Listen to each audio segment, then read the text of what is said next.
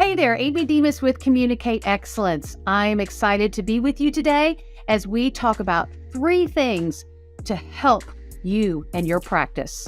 Join us. Orthomarketing.com, 360-degree digital marketing solutions for your practice.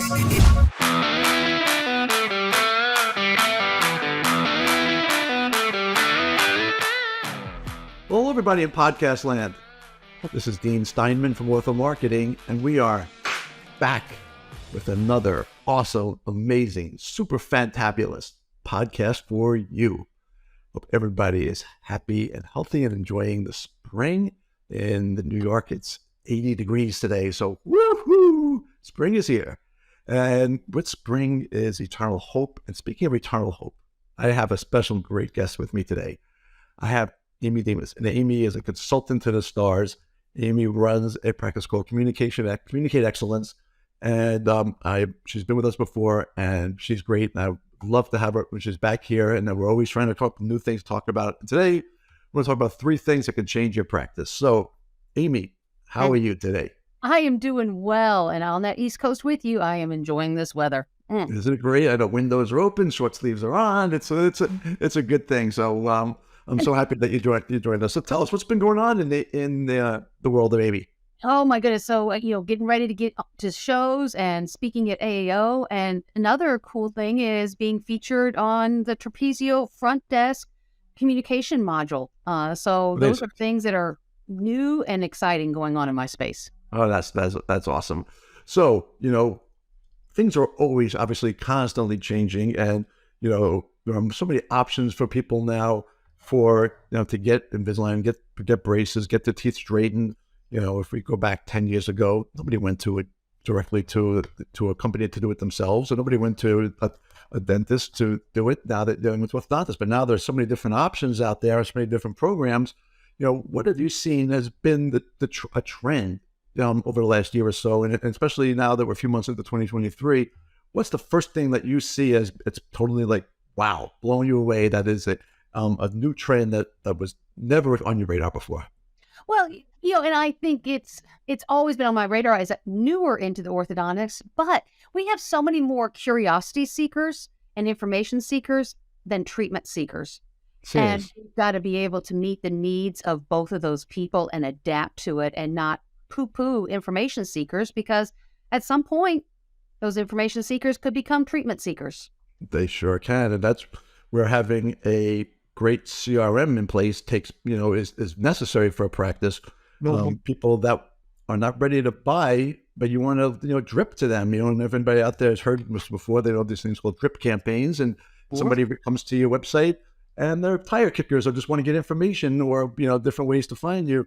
If they do a search for what's the best way to get this, or there's different buying patterns or different, from my perspective, different keywords that we know somebody is a buyer or they're an informer, so when you say there's more, what would you suggest for practice to do that somebody is just looking for information or just trying to put, to see if it's something they want to do down the road? What's something that you suggest they do? One of the things that you're seeing more often is you're seeing teams and practices utilize that virtual consult component. Yeah. And it may feel like a step backwards with new technology.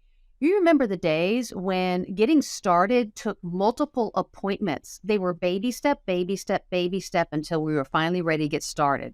They come in, you have a consult, you come back for records, you come back for another consult, and you're finally ready to get started. Treat sometimes your information seekers as a form of that. Information first, then a next step, and a next step.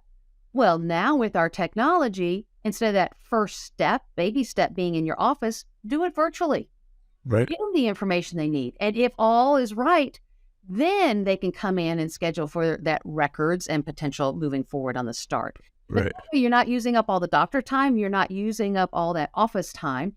And it feels like a step backwards, or it feels like a retro version of the way we used to start patients, but starting with a baby step and then the next baby step for them. I brought this to almost all of my clients during COVID, is to do virtual consults. And I've got the people who didn't want to do it, didn't believe in it.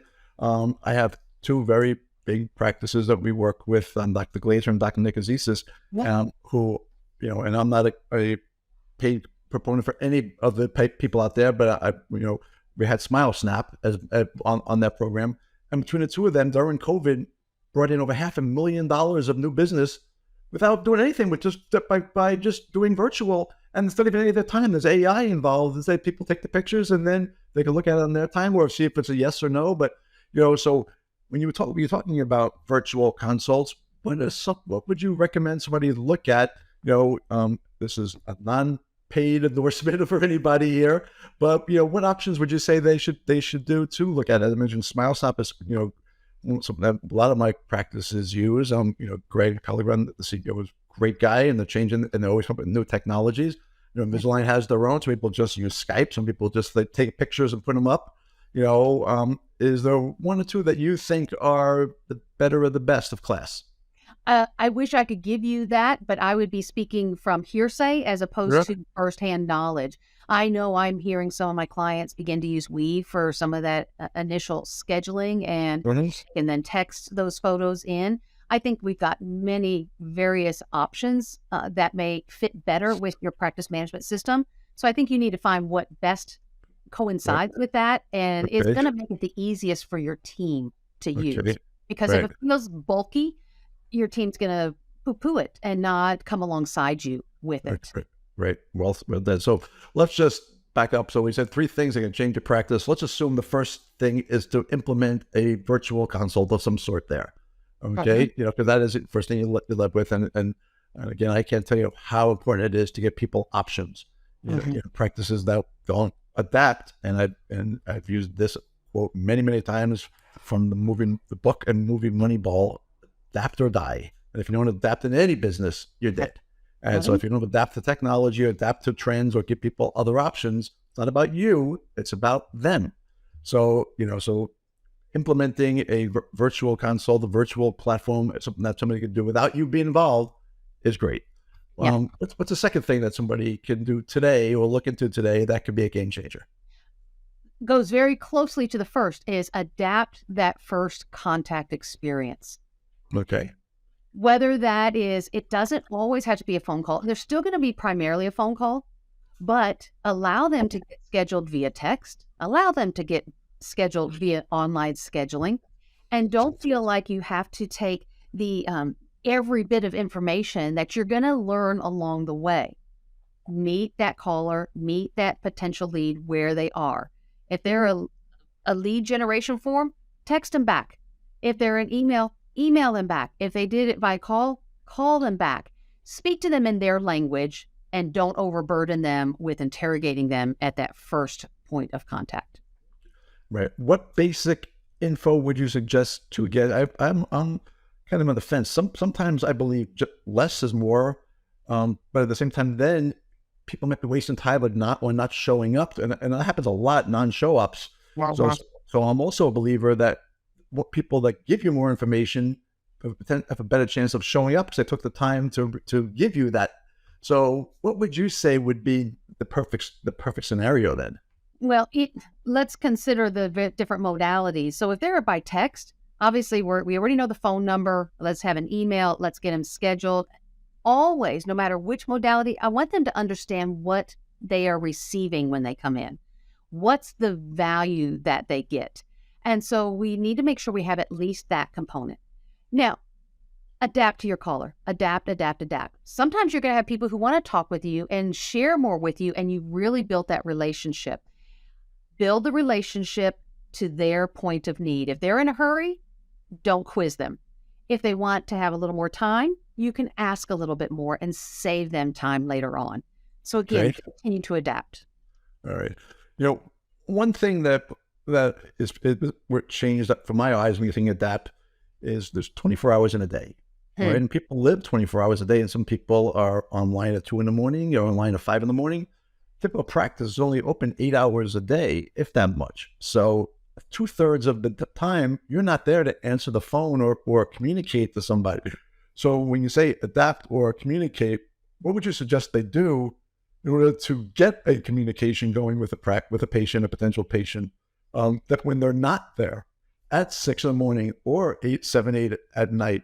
Because from my eyes and the numbers that I've seen, the first practice to have a meaningful two-way communication with somebody, just they reach out to you, you reach out to them, and then one more time back, okay, has an 80% chance of getting them in.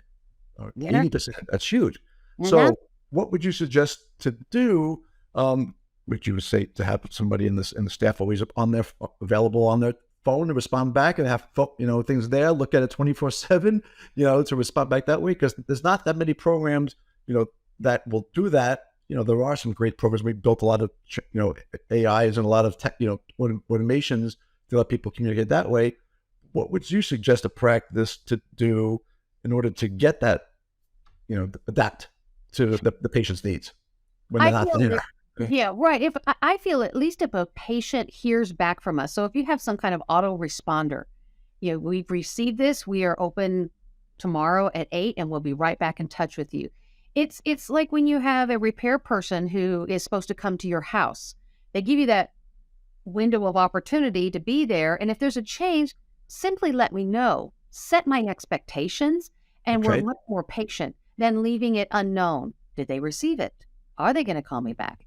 And so if you at least have an autoresponder, it's going to help buy you some time until you're actually there, because sometimes we don't have team members who want to carry around a phone or otherwise. If you've got one, great. But if not, at least have a first response back and set the expectations of when we will be back in touch. Great. Number 3, third thing the practice could do today to be a game changer, what would you just do? If you are not on voice over IP or some other type phones where you can get recordings on your phone, do so right away. In this world, there's so many he said, she said. It's for your own protection. But additionally, you then have ways that you can do a feedback loop, either listening to yourselves in feedback loop or working with a coach like I do to provide that feedback loop. There is so much valuable information. And every call is unique. And so you need to be able to listen to specific calls instead of theorizing around, if they say this, we might say that. So use actual data. What would you say would be more important to track or listen from your perspective, new patient conversations or existing patient conversations? Interesting on that, because the new patients are the gateway into your practice. So if we don't win that new patient call, we're never going to have a chance to have a new patient. So there's a dollar value there. Sure is. But on the everyday calls, that's the difference maker, whether you're making loyal patients that are going to refer the next person in. So it's like, which one? There's more volume here, and you've got more on the line as to whether they're going to be your raving fans. And then you've got the ones you've got to get them in the door. So they both have importance, but for different reasons. So that's why I think you need to make sure you're not focusing on one or the other. And different people answer or have different jobs. Yes. So it's a new patient, might go right to the TC or right to, versus this patient might go to administration, office manager, and what have you. And I'm a huge believer in that. We use call tracking numbers for new patient acquisition. Two purposes. One is, just as you said, for training purposes. And he said, she said, we had a practice who basically said, we're not getting anything from the ads, and not working, blah, blah, blah. I'm like, oh yeah, listen to this. Hi, so-and-so Ortho, can I help you? Yeah, I saw you online. I'd like to make an appointment. Oh, sorry, I shut down my computer. Call me back tomorrow. Bye. Give me a heart attack. Yeah, exactly, right? And so next thing, I started call the office. That person, unfortunately, was not there. Because doctor saw it and flipped out. And from my perspective, I can, track it and say, well, you got, because from a tracking number, I can let people call that number, other people saw it in the ad, so we know what's working, so we could get you your ROI from there. It's very important to know your new patient acquisition, but it's so important to work with your existing customers, because they're your gateway as well, as you said, to if you're not getting a referral or getting a review or getting some sort of social media communication with them, you're missing out. Because they're salespeople for you. If you have a busy practice and you got 200, 300, 400, active patients, you got 400 salespeople that all you have to do is, and what's the here's a little quiz for you. What is the best way to get a review? Ask for it. Thank you. What's the best way to get a referral? Actually, ask for it. Yep. Okay, exactly. What percentage of practices that you work with before you come in don't ask? Oh, I would say most. Exactly. They Same feel with us. They're uncomfortable on it. But I think another way that you're almost asking for it is if you build those raving fans, yes, you might ask for it, but it's going to come out. How many times have you had a great experience, a wonderful thing, and you want to tell it at your next story opportunity? Correct. You want to create those within, and so that's why you can't ignore one for the other. I hate to say it, but in the U.S., people are very negative. And if, did you have a bad experience personally at a restaurant in the last 6 months or so? I had a horrible one at a hotel. Okay. And did you tell anybody about it? Oh, yes. It's actually been on my speaking engagements. But and at the same time, if you had a good experience at a hotel, you probably didn't tell many people. So that's how we think here. And that's our reaction is, somebody did a bad thing, and a bad experience. So this, and tell my wife, give them a bad review. And, but I said, but did you have a good time? Yeah, give them a good review. You got to get them to think outside the box. So, again, you have to have a program in place, and think about it, guys. You have a captive audience for 10, 15 minutes every time somebody is there. Okay. If you do not ask them for a review, referral, or take a picture and tag you, be up a video, because they're taking pictures and videos anyway. Why not ask them to show the smile and post it, and all of a sudden everybody sees it that way? So you have to have the right marketing program in place, internal, as well as getting the phone to ring of people finding you online, Invisalign near me, blah blah blah. And that's kind of where we step in, from that perspective there. So in closing, what would you say somebody should? We talked about 3 things today. We spoke about getting virtual consults. We talked about adapting, and we talked about getting communication going there, and getting and having the first interaction. What's one bit of advice you could give an orthodontist dentist today who's having a hard time getting their staff to get on board? Because that's the hardest. People have been there for 20, 25 years. They're set in their ways, and they're not going to do it. So what's one bit of advice for you to give somebody? Because this happens all the time. Their staff won't do it. Well, then get rid of them. That's what I say, but they won't.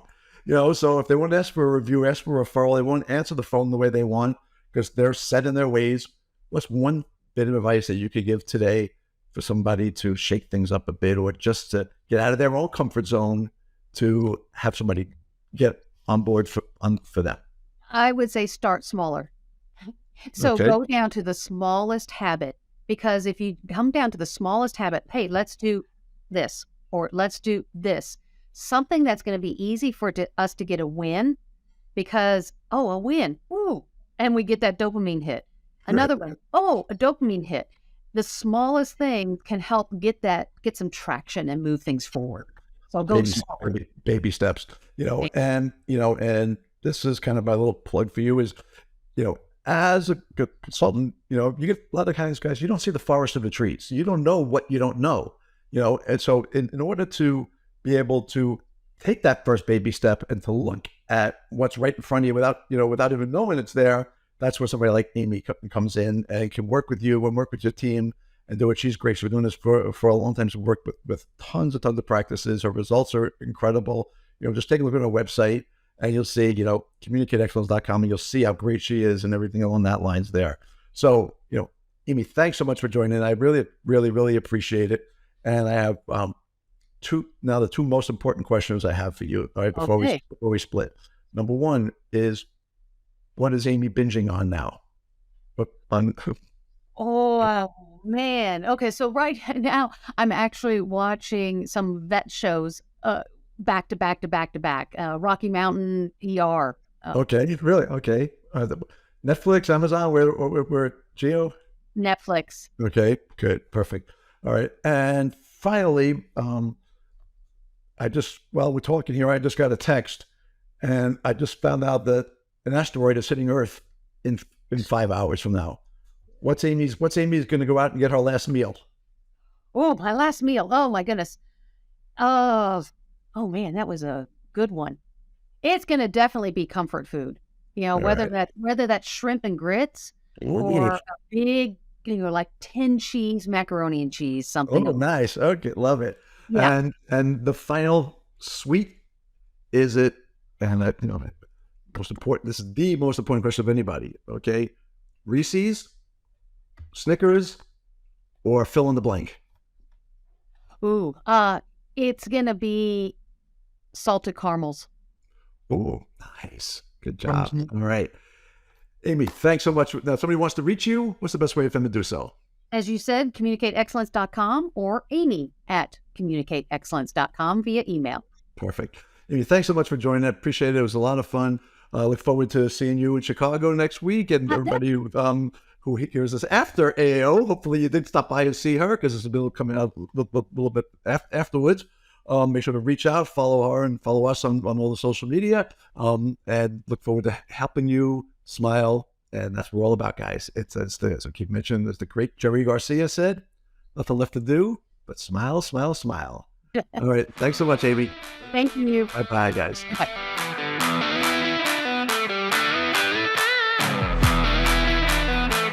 Orthomarketing.com. 360-degree digital marketing solutions for your practice.